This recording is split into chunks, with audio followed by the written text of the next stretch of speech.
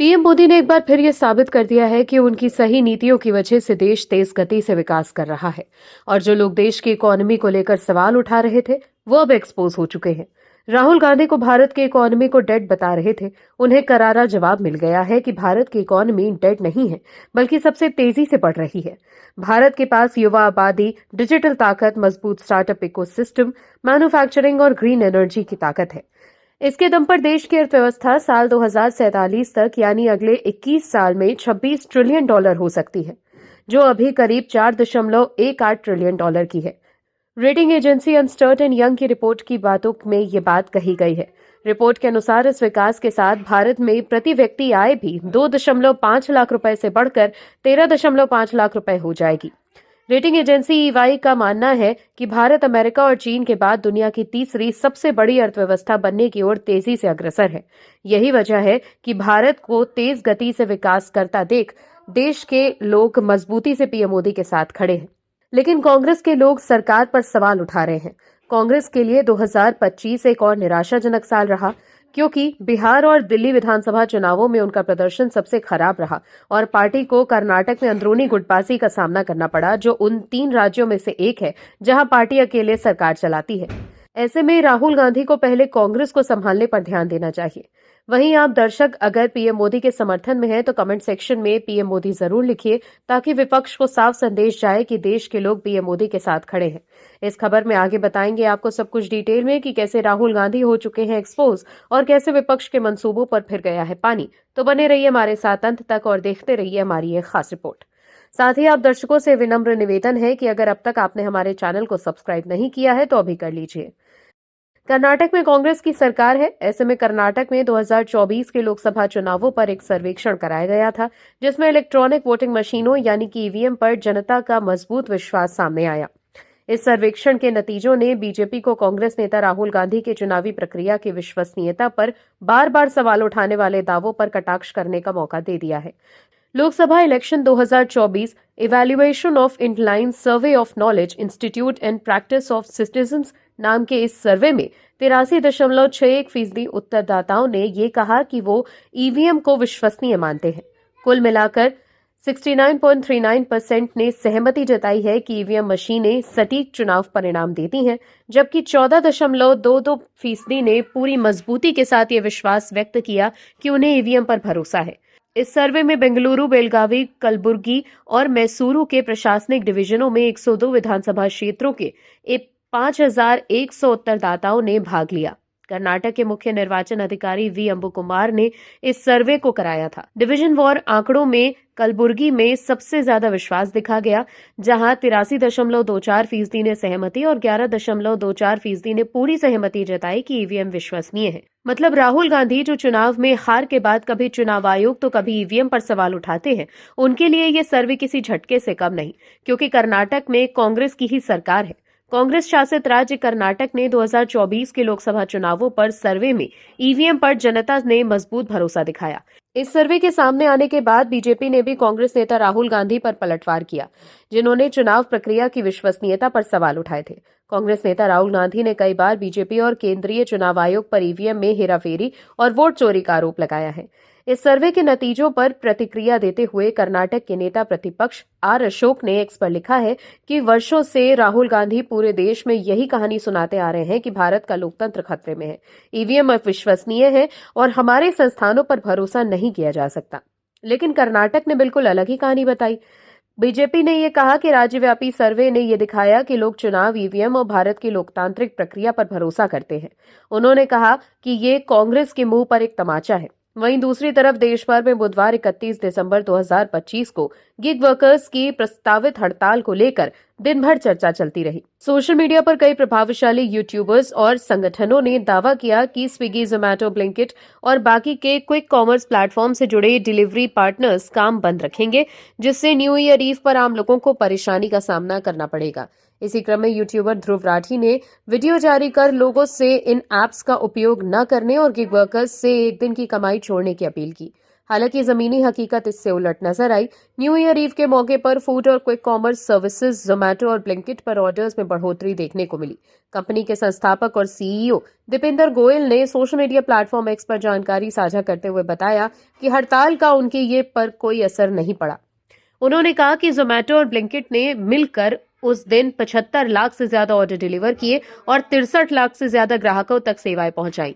इस दौरान 4.5 लाख से ज्यादा डिलीवरी पार्टनर्स काम कर रहे थे। ऐसे में 31 दिसंबर को देश की जनता को परेशान करने और अर्थव्यवस्था को चोट पहुंचाने का जो सपना विपक्ष के लोग और ध्रुव राठी जैसे उनके समर्थक विदेश में बैठकर देख रहे थे, उसे भारत के मेहनतकश युवाओं ने सड़क पर उतरकर और अपना काम जारी रखकर चकनाचूर कर दिया। माहौल बनाने की सारी कोशिशें फेल रही और सच्चाई की जीत हुई। कांग्रेस के नेता राहुल गांधी एक बार फिर देश के सामने एक्सपोज हो गए हैं। राहुल गांधी के पास सिर्फ आरोप है। राहुल गांधी देश को ये नहीं बता पा रहे हैं कि उनके पास देश को आगे ले जाने के लिए क्या विजन है। वो सिर्फ आरोप लगा रहे हैं। वहीं पीएम मोदी का काम बोल रहा है। भारत दुनिया की चौथी सबसे बड़ी अर्थव्यवस्था बन गया है, जिसने जापान को पीछे छोड़ दिया। ये लगातार ग्रोथ, मजबूत घरेलू ताकत और बेहतर माइक्रो इकोनॉमी मैनेजमेंट का नतीजा है। भारत का अगला लक्ष्य जर्मनी को पीछे छोड़ना है। इसके लिए ऊंची ग्रोथ बनाए रखना और स्ट्रक्चरल रिफॉर्म्स को गहरा करना महत्वपूर्ण होगा। हाल के महीनों में भारत की आर्थिक रफ्तार काफी तेज रही है। वित्त वर्ष 2025-26 की जुलाई-सितंबर तिमाही में भारत की रियल जीडीपी ग्रोथ 8.2% रही, जबकि पिछले तिमाही में ये 7.8% थी। लेकिन फिर भी राहुल गांधी नए नए आरोप लेकर सामने आते हैं। हालांकि एक एक कर उनके दावों की हवा निकलती जा रही है। दर्शकों, कांग्रेस के नेता राहुल गांधी वोट चोरी का आरोप लगाकर चुनाव आयोग पर निशाना साध रहे हैं। मध्य प्रदेश में कांग्रेस ने मतदाता सूची में गड़बड़ी को लेकर खूब हल्ला मचाया। राहुल गांधी ने बिहार में मतदाता सूची के विशेष गहन पुनरीक्षण के बाद बीजेपी पर वोट चोरी का आरोप लगाया था। पूरे देश में अभियान चलाया गया। मध्य प्रदेश में कांग्रेस ने प्रत्येक जिले में रैली की। वहीं अभियान के समर्थन में 35 लाख हस्ताक्षर कराकर राष्ट्रीय संगठन को सौंपे गए। वहीं मतदाता सूची के प्रारूप में जब 42.74 लाख नाम हटाए गए तो खूब हाय तौबा मचाई। दावा किया गया कि यही वोट चोरी है, जिसके कारण बीजेपी की सरकार बनी है। मगर जब सूची को सही कराने के लिए दावा आपत्ति करने का समय आया तो बयानबाजी के अलावा जमीनी स्तर पर काम करने में किसी ने कोई रुचि नहीं दिखाई। स्थिति यह है कि 23 दिसंबर से अब तक कांग्रेस के केवल 127 बूथ लेवल एजेंट ने दावा आपत्ति की प्रक्रिया में भागीदारी की। इन्होंने 237 नाम जोड़ने और 38 के हटाने के लिए दावा आपत्ति की, जबकि बीजेपी मतदाता सूची को लेकर सतर्क है। 243 बीएलए अब तक 811 नाम जोड़ने और 22 को हटाने के लिए आवेदन कर चुके हैं। मान्यता प्राप्त राजनीतिक दलों के अधिकृत बीएलए को ये अधिकार दिया गया है कि वे एक साथ 50 आवेदन जमा कर सकते हैं। प्रदेश में कांग्रेस ने सभी 65,014 मतदाताओं केंद्र पर बीएलए जिला विधानसभा क्षेत्र और ब्लॉक वार प्रभारी नियुक्त किए हैं। बीएलओ पर गन्ना प्रपत्र नहीं मिलने के आरोप लगाए। दावा किया गया कि एक एक मतदाता केंद्र पर मतदाता सूची का सत्यापन होगा, लेकिन जब ये करने का समय आया तो गंभीरता कहीं नहीं नजर आई। अभी तक कोई भी वरिष्ठ नेता किसी भी बूथ पर नहीं पहुंचा। अभी तक राजनीतिक दलों की ओर से नाम जोड़ने और हटाने के लिए कुल 1067 आवेदन हुए हैं। ये भी 428 बीएलए ने किए। इनमें भी बीजेपी के बीएलए की संख्या 283 है, यानी इस मामले में भी बीजेपी ही सक्रिय है। कांग्रेस की बात करें तो 65,014 बीएलए में से अब तक 127 ने दावा आपत्ति प्रक्रिया में भाग लिया है। इन्होंने भी नाम जोड़ने के आवेदन अधिक किए हैं। इससे साफ है कि सूची को लेकर जो आरोप लगाए जा रहे थे वे वास्तव में आरोप ही है। नहीं तो जिसके नाम हटाए गए उनकी भीड़ मतदाता केंद्रों पर लगी होती। 23 दिसंबर के बाद से अभी तक मतदाता सूची में नाम जोड़ने के लिए 60,270 फॉर्म 6 जमा हुए हैं। इसी तरह नाम हटाने के लिए 4,112 आवेदन किए गए हैं। 27 अक्टूबर 2024 के पहले नाम जोड़ने के 42,953 और हटाने के लिए 24,709 आवेदन हुए थे। वहीं प्रदेश कांग्रेस कमेटी का एक प्रतिनिधि मंडल बुधवार को पूर्व मंत्री पीसी शर्मा की अगुवाई में मुख्य निर्वाचन पदाधिकारी संजीव कुमार झा से मिलने पहुंचे थे। वहीं शर्मा ने कहा कि भोपाल के दक्षिण पश्चिम विधानसभा क्षेत्र में 63,433, गोविंदपुरा में 97,052 और नरेला विधानसभा क्षेत्र के 81,235 मतदाताओं के नाम SIR में हटाए गए हैं। इसी तरह पूरे प्रदेश में 42.74 लाख नाम हटाए गए, जबकि 2023 के विधानसभा चुनाव में कांग्रेस लगभग 33 लाख वोट से हारी है।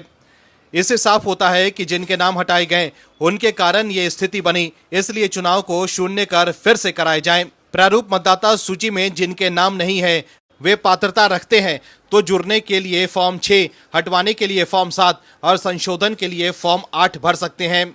दर्शकों, कांग्रेस के लोग सिर्फ आरोप ही लगाते हैं, लेकिन जब चुनाव आयोग कहता है कि अगर आपके आरोप में दम है तो आप आपत्तियां दर्ज कराएं, तो उसके नाम पर कांग्रेस काफी पीछे नजर आती है। ऐसे में साफ है कि कांग्रेस के कथनी और करनी में काफी फर्क है। कांग्रेस के नेता जो कर रहे हैं उससे बीजेपी राहुल गांधी को घेर रही है। अब एक मामले को लेकर फिर से विवाद हो गया है।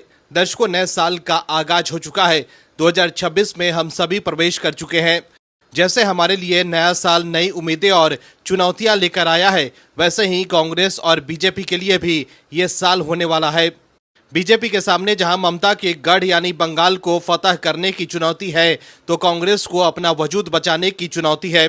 राजनीतिक दलों के लिए हर नया साल अपने साथ उम्मीदें और चुनौतियां लेकर आता है। साल 2026 भी इससे अलग नहीं रहने वाला।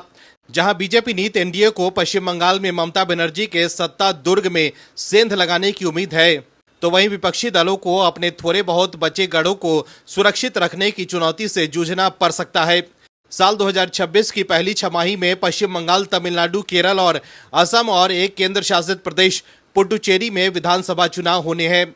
राजनीतिक दृष्टि से चारों राज्य अहम हैं, लेकिन इनमें से पश्चिम बंगाल, तमिलनाडु और केरल के चुनाव परिणाम न सिर्फ क्षेत्रीय राजनीति को प्रभावित करेंगे, बल्कि देश की राष्ट्रीय राजधानी की दिशा तय करने में भी निर्णायक भूमिका निभा सकते हैं। वहीं नए साल की शुरुआत के साथ ही बीजेपी ने राहुल गांधी और कांग्रेस पर जबरदस्त निशाना साधा है। दर्शकों, महाराष्ट्र कांग्रेस के वरिष्ठ नेता नाना पटोले ने एक बयान देकर राजनीतिक हलचल मचा दी है। दरअसल उन्होंने राहुल गांधी की तुलना भगवान राम से कर दी।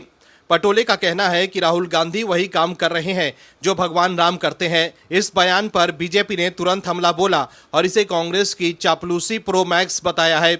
नाना पटोले ने ये बात तब कही जब उनसे पूछा गया कि राहुल गांधी अब तक अयोध्या के नवनिर्मित राम मंदिर क्यों नहीं गए। पटोले ने जवाब दिया कि राहुल गांधी भगवान राम का काम कर रहे हैं। भगवान राम का काम था पीड़ितों और वंचितों को न्याय दिलाना। राहुल गांधी भी यही कर रहे हैं। वे लोगों की सेवा करना पसंद करते हैं, ना कि राम मंदिर में फोटो सेशन करवाना। इस दौरान उन्होंने पीएम मोदी पर भी निशाना साधा। पटोले ने आगे कहा कि जब रामलला ताले में बंद थे, तब पूर्व प्रधानमंत्री राजीव गांधी ने मंदिर के ताले खुलवाए थे। जब राहुल गांधी अयोध्या जाएंगे तब वो पूजा करेंगे। उनका जोर इस बात पर था कि राहुल गांधी न्याय की लड़ाई लड़ रहे हैं, इसलिए मंदिर जाने की जल्दबाजी में नहीं है। वहीं बीजेपी लगातार राहुल गांधी पर हमला कर रही है कि मंदिर के उद्घाटन के बाद भी वो वहां क्यों नहीं गए।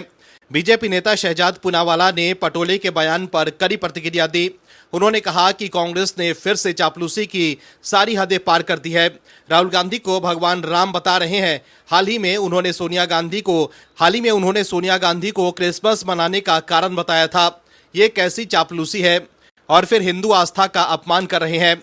शहजाद पूनावाला ने याद दिलाया कि यही कांग्रेस राम मंदिर बनने का विरोध करती थी, प्राण प्रतिष्ठा को चाय नाश्ता कहती थी। वे लगातार हिंदू भावनाओं को ठेस पहुंचा रहे हैं। वहीं इससे पहले शहजाद पूनावाला ने राहुल गांधी पर तंज कसते हुए आरोप लगाया था कि वो भारत के खिलाफ प्रचार कर रहे हैं। जब भारत ने जापान को पीछे छोड़कर चौथी सबसे बड़ी अर्थव्यवस्था बनने का मुकाम हासिल किया है, पूनावाला ने राहुल गांधी की डेड इकोनॉमी टिप्पणी पर भी कड़ी प्रतिक्रिया दी और उनसे दुष्प्रचार करने से बचने का आग्रह किया।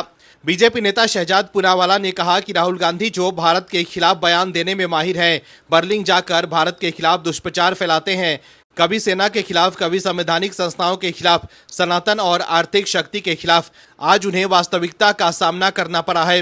राहुल गांधी कहते थे कि भारत की इकोनॉमी डेड है, भारत की अर्थव्यवस्था और उत्पादन मृत है। ये प्रचार का नेता है, विपक्ष का नेता नहीं। उन्होंने कहा कि भारत की अर्थव्यवस्था अब चौथे स्थान पर पहुंच गई है, जबकि मनमोहन सिंह के दौर में ये 11वें स्थान पर थी। कुल मिलाकर देखें तो हर तरफ से कांग्रेस घिर गई है। Bureau report, OMH news. आप दर्शकों से विनम्र निवेदन है कि चैनल को सब्सक्राइब जरूर करें